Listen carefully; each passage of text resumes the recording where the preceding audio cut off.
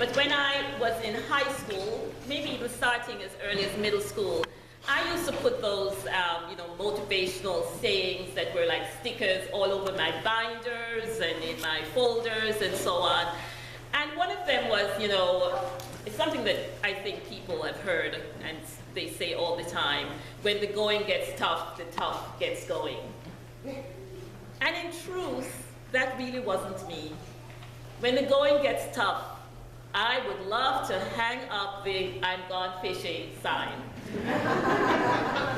When things really get stressful, in the days when, those anecdotal report cards were due or whatever it was, that was when I cleaned house. I scrubbed the bathroom. I repotted plants. I found scuff marks on baseboards.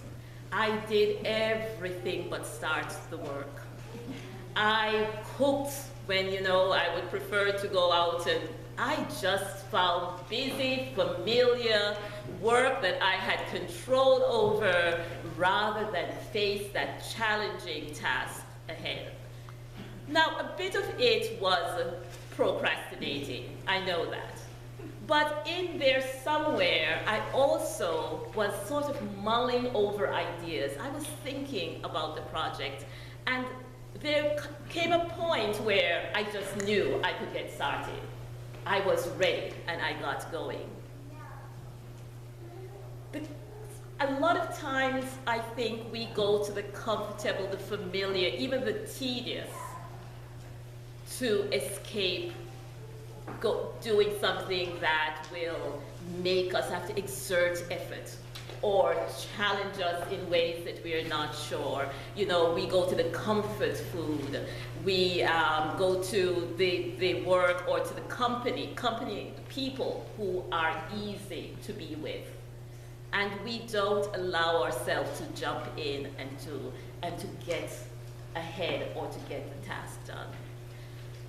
So I am not surprised when Peter says to the others, "I'm going fishing." He has been locked behind doors for over a week now since the resurrection, afraid of being arrested, afraid of being crucified maybe as Jesus had been. And even though Jesus had appeared to them several times behind those locked doors, and we know the two disciples on the road to Emmaus, maybe he's going stir crazy. Maybe he just wants to go out and be busy with some task that he knows really well, something that he was born into, and fishing was certainly a part of his history. That was what he was doing when Jesus called him 3 years before. So he goes fishing, and 6 of his friends go with him. And he knows the best place to fish. He knows the best time to fish, at night. But that night he catches nothing. And the next morning on the beach, a stranger, because he didn't at first recognize this person to be Jesus, a stranger tells him to cast the net on the right side. And he does, he obeys, and hauls in this huge number of fish. I just love the details that John gives. 153 fish. Somebody counted the fish. 100, that's not one of those, words numbers that mean something. It just speaks of abundance, a lot of fish. And John also tells us they were big fish. This is not the fish you toss back. This fish was good. They were good for cooking.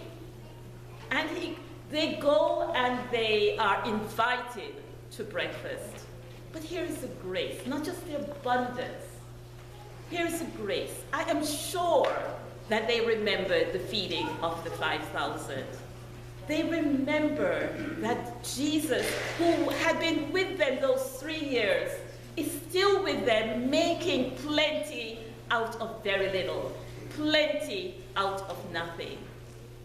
And he invites them to bring what they have to add to what he has, because he already has fish and bread on that fire.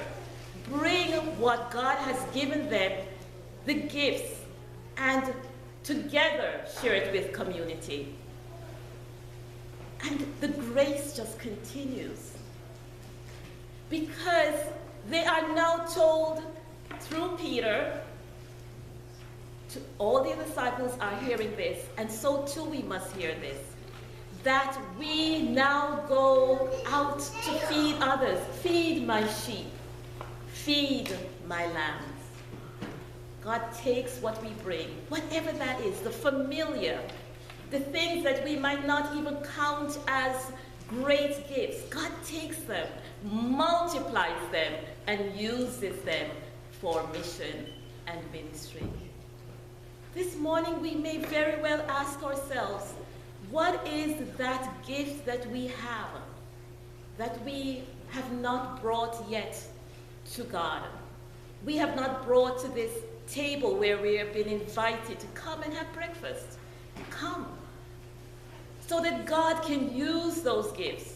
Jesus' presence in our lives can make that gift so abundant, so plentiful, that we can go about doing mission and ministry. Go into the world, go and serve, feed others, let others know that this gift of abundance that Jesus offers. Come to breakfast, bring your gifts. Amen. Amen.